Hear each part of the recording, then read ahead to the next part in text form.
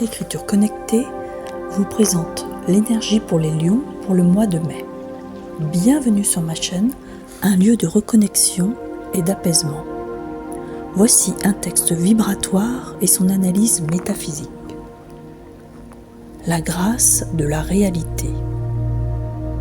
Dans les abysses de votre volonté à vouloir transformer la sagesse en action de grâce, vous pouvez vous épuiser dans cette farce de bienveillance.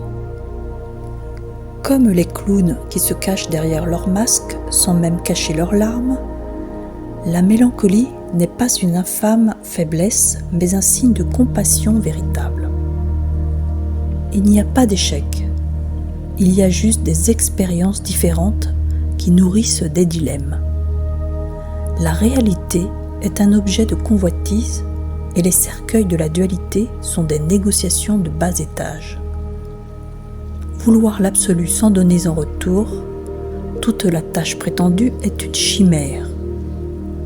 Les désirs d'être en vue comme des étoiles sans emporter l'essence est une faiblesse de l'esprit.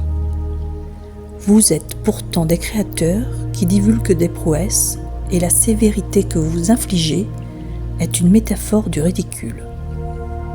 Sourire au futur comme un roi qui se fait couronner.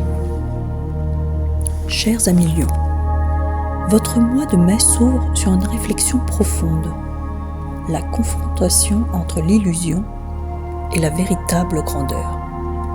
Ce texte met en lumière votre quête incessante de transformation et de reconnaissance, tout en révélant les pièges subtils de l'ego et des attentes sociétales. Votre volonté d'ériger la sagesse en action noble est louable, mais elle peut vous mener à un épuisement spirituel si elle est nourrie par le désir de conformité ou d'approbation. Ce passage évoque une forme de sacrifice masqué par une bienveillance qui, si elle n'est pas équilibrée, peut devenir une farce, un rôle social plutôt qu'un élan authentique du cœur.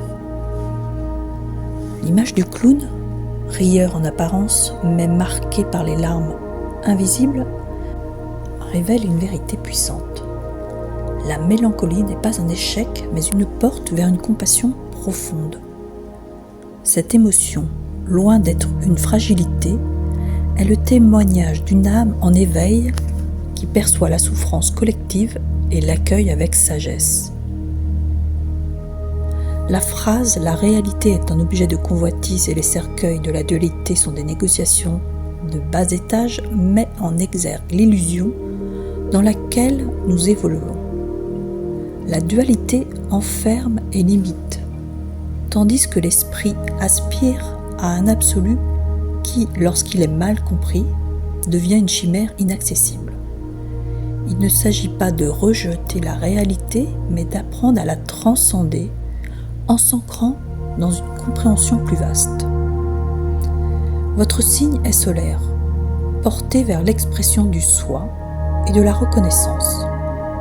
Mais ce texte vous invite à différencier la lumière authentique de l'artifice du paraître. Les désirs d'être en vue comme des étoiles, sans emporter l'essence, est une faiblesse de l'esprit. Cela signifie que rayonner ne vient pas du besoin d'être admiré, mais de la certitude intérieure d'ancrer son propre éclat. Le texte se conclut sur une image puissante. Sourire au futur comme un roi qui se fait couronner. Ce couronnement n'est pas donné par autrui, il est l'aboutissement de votre propre cheminement. C'est en embrassant votre réalité, en osant ressentir sans masque, que vous atteignez la véritable royauté de l'âme. Que cette analyse vous accompagne sur votre chemin de réalisation, cher lion.